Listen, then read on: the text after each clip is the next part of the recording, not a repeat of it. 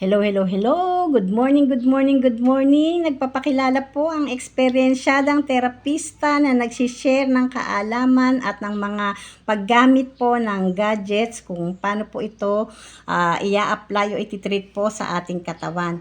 Muli po, ipapakita ko po sa inyo yung tamang paggamit ng tools kong napili at abangan nyo rin po dahil magpapa-print out po ako ng mga pang human anatomy para maipaliwanag ko po ng husto sa inyo kung paano ko po i-apply sa ating katawan ang mga tools na to.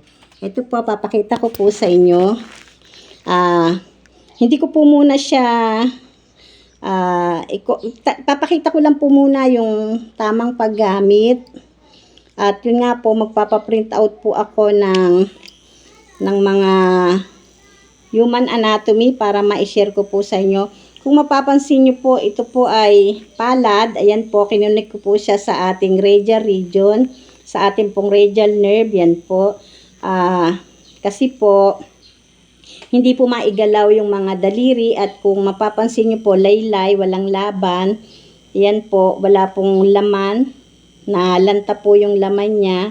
Pero, kung nga po gusto ko pong ma-share sa inyo yung tamang paggamit ng produktong ito, hindi po daliri ko ang gagamitin ko. Kung mapapansin nyo po ay nakatrigger po ako sa daliri.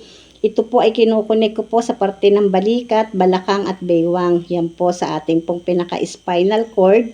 At ito nga pong tool na to, ayan po, tinitrigger ko po sa radial nerve para po mag-function or ma-vibrate po yung muscle fibers at hanggang sa matrigger po yung ugat para po magkaroon ng laman. At ito nga po, nararamdaman ko pong bumabalik na po yung laman sa kanyang pinaka-position. Ayan po, tingnan nyo po, medyo lanta.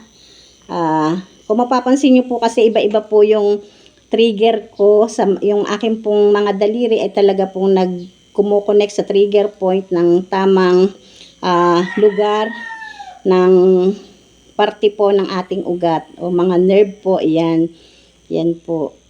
Yan po, lumalambot na po at sinatsaga ko po sa pamamagitan po nitong tool na to para po hindi masaktan. Yan nga po, ayan po, magpa-function po siya at magpo-flow po ng maayos ang blood circulation. Yan po, at saka nga po yung nerve stimulation. Ayan po. Paano po? May na-share po muli sa inyo ang eksperyensyadang terapista.